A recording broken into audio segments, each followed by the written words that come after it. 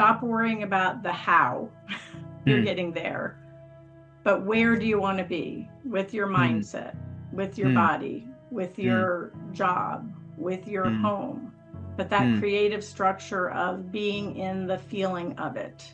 Be aware that it's not a competition, that anything you do that makes a step going forward for your health and wellness, it can be so different. Get out there, get your body in shape to do what brings life to yourself. What really hit home for me is that being in the sensation of the end result. Imagine your dreams. Think about what would your perfect day would look like, what brings you joy, and what little steps can you take each day in that direction.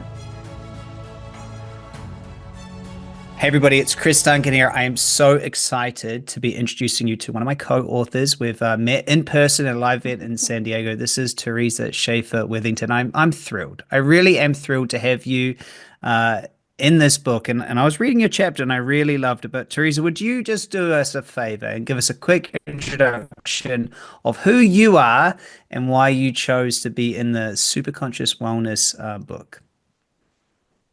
Well, Chris, I would say my life is in evolution still, just since I made the decision a year ago. Just so many things have been evolving. I think the biggest piece is for many, many years, decades really, I've had this yearning to do more. Now, I'm satisfied with what I'm doing. I've had a life of purpose. I've worked in conventional healthcare for decades. I've always been excited about serving others, and it's grown in the past 5 years especially to be much more of a wellness model, moving towards the massage therapy, moving towards just really being present with people rather than the medical model.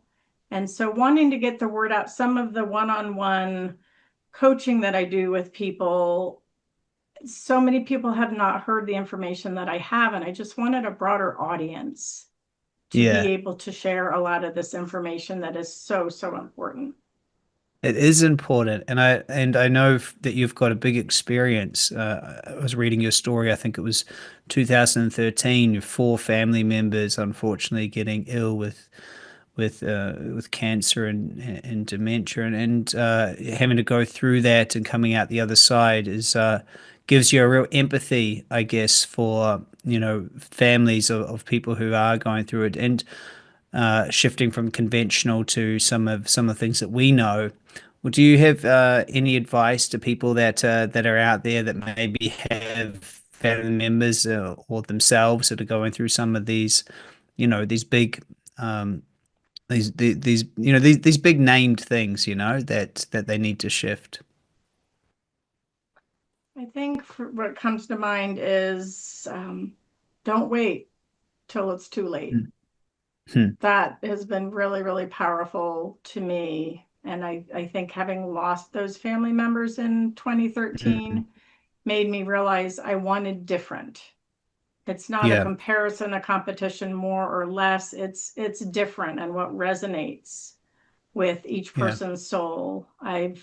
Having worked in adult rehabilitation, I've worked with people who have spent their entire lives trying to save a certain amount of money or reach a certain milestone in their career or build their dream house with all the bedrooms upstairs, and then they break a hip or have a stroke and they can't even get to their upstairs, or they can't go cruising or traveling the way that they wanted. And so living the life that you want, that's of purpose and of meaning now in whatever snippets that you can while you're working towards those longer term goals.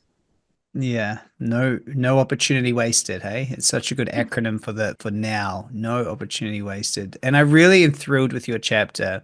And if anyone's listening to this, I highly recommend you go get the Superconscious Wellness book. Read Theresa's chapter. Read my chapter. Read all the chapters. They're very, very, very in depth. And something I thought was really cool in your chapter was talking about coming from the problem-oriented kind of conventional model into the more creative model that we promote. So none of the other authors have talked about that yet on any of the podcasts. So I'd love to hear from you, just I guess what's the problem with the problem orientation, and why is superconscious wellness the answer? For me, when I'm asked to write a report to get insurance reimbursement, I am expected to write a report about the problems. How far behind is the child, or what functional skills is the adult missing? They don't want to hear about what anybody's doing well. They're going to breeze, they only Hmm. want the problems. And Hmm. that was really hard because if a parent is going to read a report, they want to hear what their child is doing well. So there's always been this struggle for me, Right. and I'm writing a report for the insurance, but the family's going to read it, and how hard that is. Huh. And I work with such a wide range of anywhere from premature babies up to 100-year-old patients, and just the Wow. different perspectives. And if somebody has never had a skill or ability, they don't know what they're missing. And to Right. a parent, every child is perfect. Right. They're going to love that child no matter what. And to be in that problem mindset is disheartening to families, Yeah. and trying to use diplomatic language and person first language, as they call it, not talking about the disability, but what the abilities of what the child is first, child first language, or person first Hmm. language. And so it's a challenge to meet what the insurance companies want, but also Yeah. be caring to the family. Especially if you're Yeah. talking about the person and they're right there, you want them to have hope. You want them to believe in what they do have abilities to do. I remember reading Stephen Hawking talking about one of the biggest, most grateful things he had in his life to lose all the ability to move his body. And he said that when he lost all that ability, he gained that he got to experience himself as not a body while still being in human form. And just that was such a profound shift for me to hear him say that. And then you see lots of those that we in Australia we call it special needs. I'm not sure of the term over there, but they're so happy and joyful, and if you want to go to a place where there's no judgment, you go to the Special Olympics where no one's judging Right. everyone's just in their end results being creative, having a great time. And it's got so many labels and everything there. So I can appreciate how difficult that is. And so you read my book and obviously inspired by it. You've done tons of work, you've been in. So what's the creative structure that we know, and how can people apply that to wellness? I think for what really hit home for me is that being in the sensation of the end result. Hmm. Stop worrying about the how you're Hmm. getting there, but where do you want to be with your Hmm. mindset, with your Hmm. body, with Hmm. your job, with your Hmm. home? But that Hmm. creative structure of being in the feeling of it, Hmm. those meditations of what would you see, what would you feel, what would you Yeah. smell, what would you taste, all of that. And I've used Yeah. some of that in the guided meditations that I do with people. Nice. And I give one example in my chapter of somebody that called it transformative.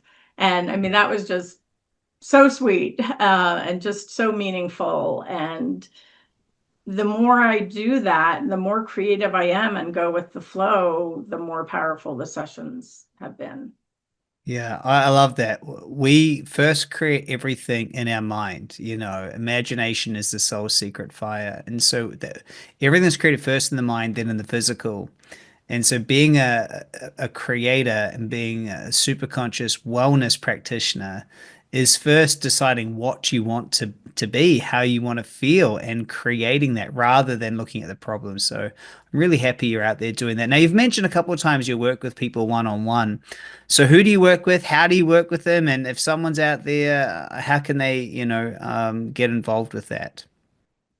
Well, again, that's an evolution. My home base is Colorado, Hmm. and I do massage therapy out of an office. I also go to people's homes if they are homebound or there's other medical reasons where that is the best fit for them. Hmm. I do occupational therapy still, mostly with pediatrics, working with people in their kids in their homes, in the community. And then I'm also branching out into, I was a participant as well as one of the support people in a retreat where I did aroma touch massage therapy at a women's retreat. So my goal is to create a toolbox, a very portable toolbox, to be able to go to retreats, be a presence there, to be able to provide massage therapy, essential oils. Red light therapy is my latest, greatest. I'm amazed by it, the results that I'm getting, being able to Yeah. turn people's pain around, as well as other tools and strategies that I have to be able to actually go global potentially. I leave for Thailand in a month. I have a one-way ticket Wow. to Wow. Bangkok for I Wow. think a month, but I don't know what's happening after that. So Wow. I'm creating just these possibilities to be wherever people need that kind of support. I feel like I have a wealth of knowledge and, as I said, tools and strategies to be able to go in and be present with somebody, to a small group or even Yeah. large group, and be able to allow people to try some of these non-conventional practices without Yeah. making a big investment because they're not sure it's going to work yet. Yeah, I love that. Well, try before you buy is my what I love Mhm. too. And so no, you do have a wealth of knowledge. I was super enjoying your chapter, reading through the whole thing. Another thing that jumped out was this is it Goop? Good opinions of other people. I laughed so much, and then I went and clicked on the note that you had there with it. I was like, oh, Goop, good. Don't listen to good opinions of other people. I thought that was really brilliant. Overall, your chapter's amazing, and I would recommend that everyone listening does go have a look, have a read. The Superconscious Wellness book is about letting go of your past and stepping into a new you, a healthy you. And we've had people regain their eyesight, cancers disappear, traumas disappear, all sorts of things when they allow the body to focus in a new way. And your chapter is a massive contribution to that end result. So I want to say thank you, really. It's a dream. It's a creation of mine, a dream that we have this book out there in the world. And so people can get in contact with you on our author page with the book. They can read the chapter, Mhm. and I really recommend that they do. And so we're coming to the end of our short podcast. And I'd love to just leave it open to you. Is there anything you'd love to leave with any of the people that are listening? They're obviously into wellness, they're into super conscious. Any final thoughts or ideas? I think that be aware that it's not a competition, that anything you do that makes a step going forward for your health and wellness, it can be so different. I see people of all shapes and sizes, and the smallest person is not the healthiest person necessarily. Hmm. And just get out there, get your body in shape to do what brings life to yourself. Surround yourself with people that are meaningful and uplifting, Hmm. and just, you know, imagine your dreams. Think about what would your perfect day would look like, what brings you joy, and what little steps can you take each day in that direction. I have something buzzing in my head of this idea of three things each day. What thought, what thing, what action can you do today to make a difference? What a great way to finish. I love that so much. Those are very important three things. Theresa, you're a blessing. Thank you so much for your time, your energy on this book. Listeners, go get your copy of the book. There's a link in the notes. Go connect with Theresa wherever you can. I'll put those links there as well. They may change over time, I'm sure.